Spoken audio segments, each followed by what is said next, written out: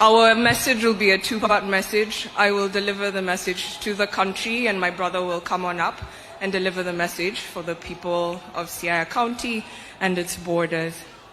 Ladies and gentlemen, it is such a privilege to stand before you today.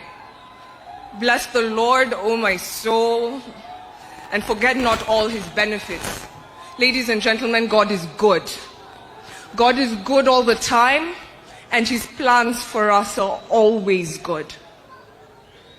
His plans are especially good for those that love him, and my father loved him, and my mother loved him, and I loved him.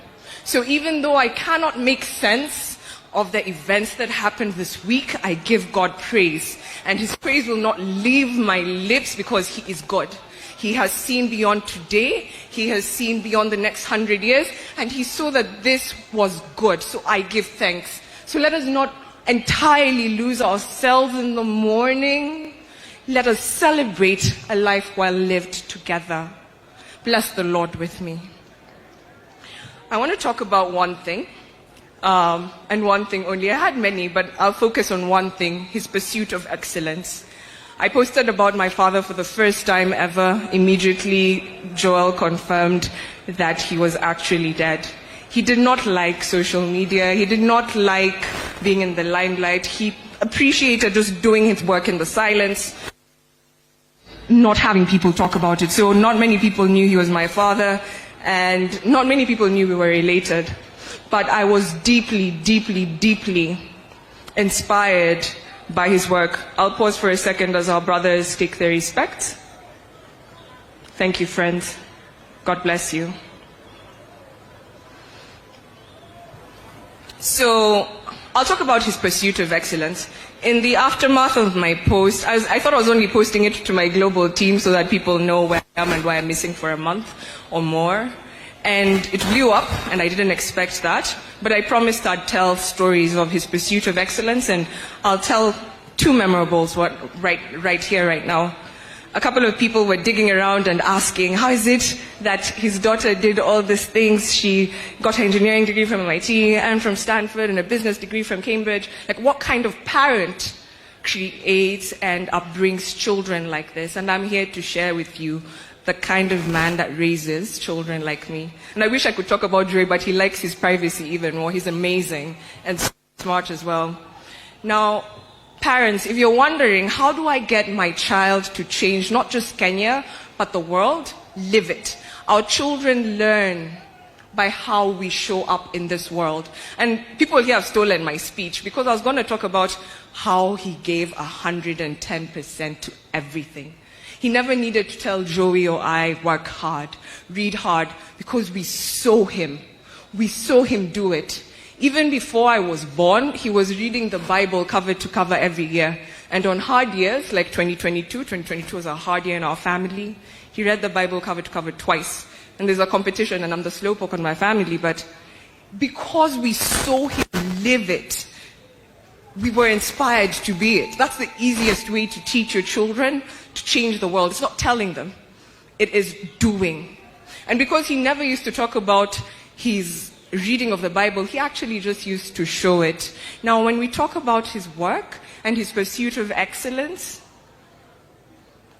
he worked as if he was working for God. He had an audience of one. Anything he was doing, he was working for God and God alone. And we saw it. Let me tell you, this man, when I was already in college and Joey was about to go into college, he went back to university in Nairobi with my peers. I'm not sure about you, but I wouldn't be that humble. I'm not sure I could make it with Gen Z in class. And he was in class with my classmates. Now let me set the stage for you. He's in the parallel program. He's based in Laikipia Air Base. He's commuting between Nanyuki and Nairobi for classes, for exams. And those of you who've been to University of Nairobi know it's not an easy path. And Operation Linda Inchi was fully in session, and he had a lot of responsibilities in Laikipia Air Base across the borders, and this man excelled. He got a first-class honors with my generation. He was in class with my peers. How could I not but be this? I'll tell you another short story. In 2005, he was posted to France. My father does not speak French, or he did not at that point. He had 6 months to learn a new language from scratch because failure was never an option in his mind. Do you know the man learned French? And he had to pass to a certain level for them to accept him. It was Napoleon Bonaparte School, the best military school in France. The man did not know French, but he didn't tell his bosses, I can't do it. He jumped right into it, full energy, and he learned French. Now let me give you a complication. During this period, he swallowed a fish bone. It got lodged in his intestines, and he was hospitalized for close to 2 months. He was my size. When I got out of third form and I went to see him in Armed Forces Memorial, he was my size and I was broken.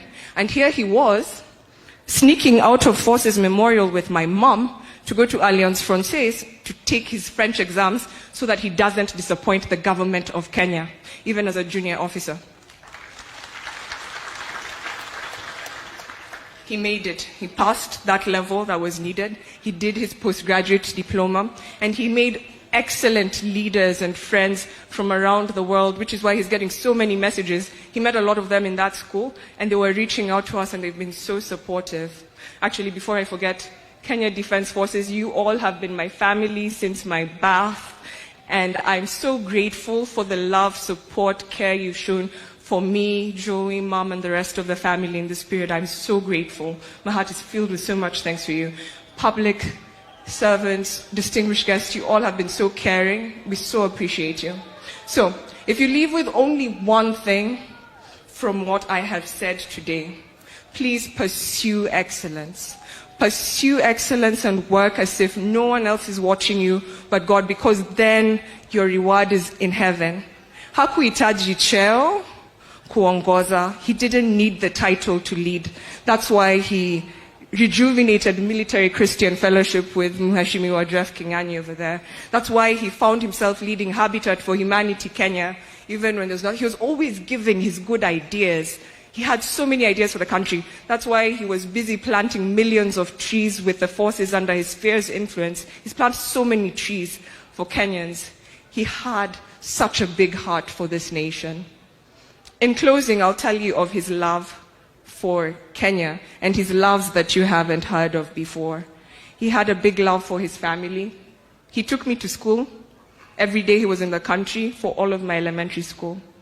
He loved his family. Fathers, show up for your family because your presence makes a difference.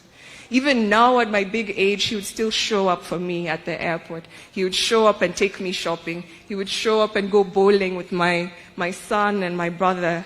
He would show up and just be very present and loving.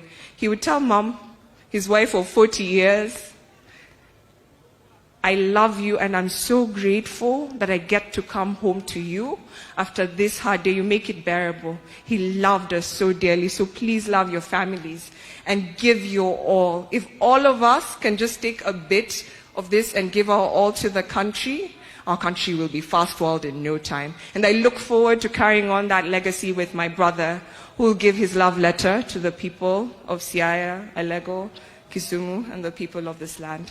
Joey, please come up. Thank you all.